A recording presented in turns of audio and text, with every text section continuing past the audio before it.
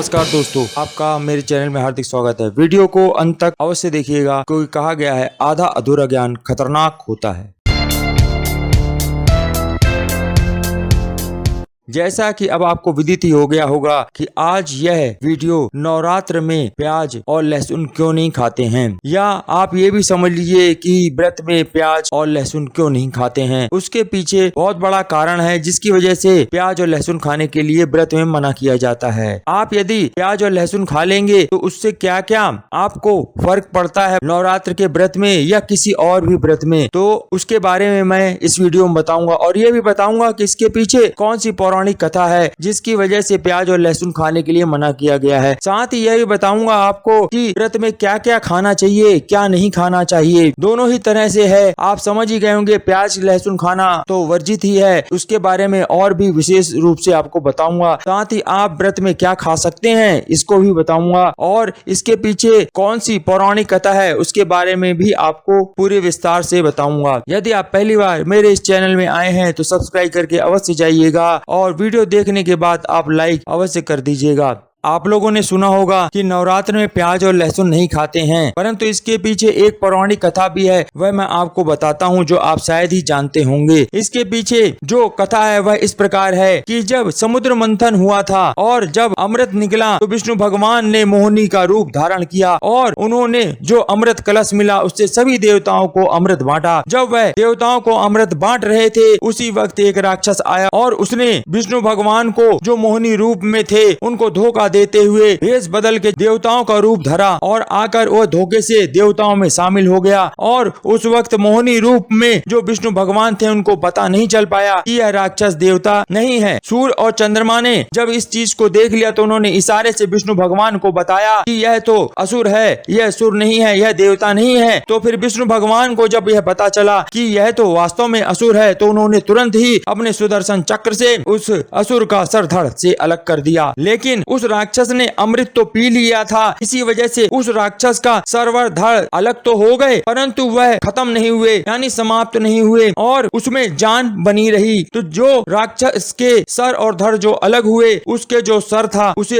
आज सभी राहु के नाम से जानते हैं और जो धड़ है उसे केतु के नाम से जानते हैं। इस बात की सभी को पता है कि राहु जो होता है वह सर का भाग होता है और जो केतु होता है वह धड़ का भाग होता है, परंतु कुछ लोग शायद ही जानते होंगे जो सर कटने के बाद जो खून गिरा उसी में से ही प्याज और लहसुन का निर्माण हुआ। ये जो बूंदे थी वह अमृत कलश से निकले अमृत की बूंदे थी। अमृत की बूंदे कभी खत्म नहीं होती हैं, परंतु वह राक्षस के शरीर से निकली थी, इसलिए खून प्याज और लहसुन के रूप में परिवर्तित हो गया। क्योंकि यह अमृत की बूंदे थी इसलिए यह रोगों को भी नष्ट करने में काम आती हैं और फायदेमंद होती हैं। इसमें मिला हुआ अमृत राक्षसों के मुख से गिरा था इसलिए इसमें तेज गंध होती है। यही कारण होता है कि इन्हें अपवित्र माना जाता है और देवी देवताओं के भोग में इसका कभी इस्तेमाल नहीं किया जाता है। राक्षसी रक्त के मिश्रण के कारण भी इसमें राक्षसी गुणों का समावेश होता है और यह राक्षसी प्रवृत्ति का कहलाता है। ये उत्तेजना, क्रोध, हिंसा, अशांति व पाप में वृद्धि करता है। इसी वजह से प्याज और लहसुन को व्रत या नवरात्र के व्रत में व किसी भी व्रत में खाने के लिए वर्जित किया गया है। इसी वजह से व्रत में इस चीज को खाने पे या भगवान के भोग लगाने में प्याज लहसुन का प्रयोग नहीं किया जाता है। अब आप पूर्णतः इस पौराणिक कथा के अनुसार समझ ही गए होंगे प्याज लहसुन को क्यों वर्जित किया गया है। साथ ही आपको अब आगे यह बताता हूँ कि आप नवरात्र के व्रत रखें या कोई और भी व्रत रखें, क्या चीज खानी चाहिए, क्या चीज नहीं खानी चाहिए। तो शुरू करते हैं पहले कि नवरात्रि में लहसुन प्याज क्यों नहीं खाया जाता है। भारतीय परंपराओं और मान्यताओं के अनुसार प्याज और लहसुन नवरात्र में नहीं खाने चाहिए क्योंकि यह तामसिक भोजन होता है। इस वजह से इसको खाने के लिए वर्जित कहा गया है। यानी कि कुल मिलाकर जिस खाने को पचाने में मुश्किल होती है उस तरह के खाने को खाने के लिए मना किया गया है। नवरात्र के व्रत में या फिर किसी भी तरह का कोई भी व्रत जब आप रखें तो प्याज और लहसुन नहीं खाना चाहिए क्योंकि यह राजसिक और तामसिक भोजन में आता है और जो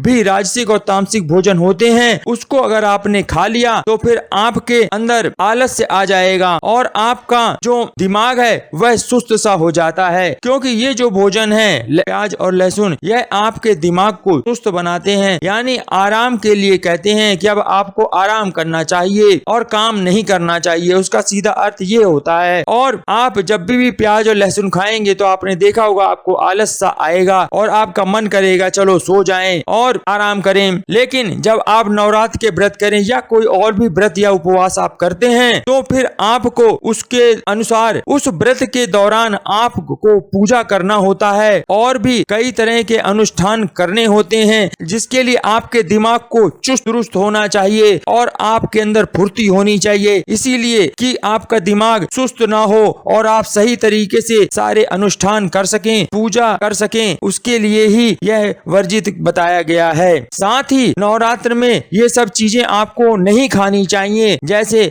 अनाज, गेहूं, चावल, सूजी, बेसन, मकई का आटा, बाजरे का आटा या रागी आदि। इन 9 दिनों के दौरान इन सब चीजों को खाना सख्त वर्जित है। इसके भी अलावा आपको नमक, सब्जियां, मसाले, मांस भी नहीं खाना है, यह पूर्णतः वर्जित है। तो ये तो वो चीजें हो गई जो कि आप व्रत के दौरान नहीं खा सकते हैं और आप समझ ही गए हैं कि प्याज लहसुन के अतिरिक्त जो मैंने वर्जित चीजें बताई हैं वो सभी राजसिक और तामसिक भोजन में शामिल होती हैं। इससे आपका दिमाग सुस्त हो सकता है, आपकी फुर्ती में कमी आएगी, क्योंकि आप व्रत किए हुए हैं, आप फास्टिंग में हैं। तो आप जब भी किसी तरह का फास्ट करें तो इन चीजों को आपको नहीं खाना है। इसको अगर आप खाएंगे तो फिर आपके शरीर में फुर्ती नहीं रहेगी, आप पूजा और जो भी अनुष्ठान करने हैं उस दिन वह करने में असमर्थ महसूस करेंगे। इसके लिए आपको यह सब चीजें उस दिन नहीं खानी है। अब आता है व्रत के दौरान आप क्या चीजें ले सकते हैं और क्या चीजें नहीं ले सकते हैं, उन सब के बारे में मैं आपको बताता हूँ कि आप जिस दिन व्रत करते हैं उस दिन आप चाय पी सकते हैं, ताजे फल और उनसे बने हुए जूस को भी पी सकते हैं, परंतु ध्यान रखें कि चाय आपको गैस बना सकती है, इसलिए चाय भी अगर ना पिए तो अच्छा है। आपको अगर गैस की दिक्कत है तो चाय ना पिए, ये अलग तरीके से मैं आपको बता रहा हूँ। इसलिए सबसे बढ़िया है ताजे फल खाएं या उससे बने हुए जूस को पिए, वह सबसे अच्छा होता है। यदि आपको कोई तली हुई चीज खानी है तो आप फिर मूंगफली का तेल का प्रयोग करें या देसी घी का इस्तेमाल आप कर सकते हैं। देसी घी का मतलब होता है गाय का घी, वो आप प्रयोग में ला सकते हैं। पेट के लिए यह हल्का होता है, इस वजह से इनका प्रयोग करना है यदि आप कोई तेल की तली हुई चीज खाने की आपकी इच्छा है तो।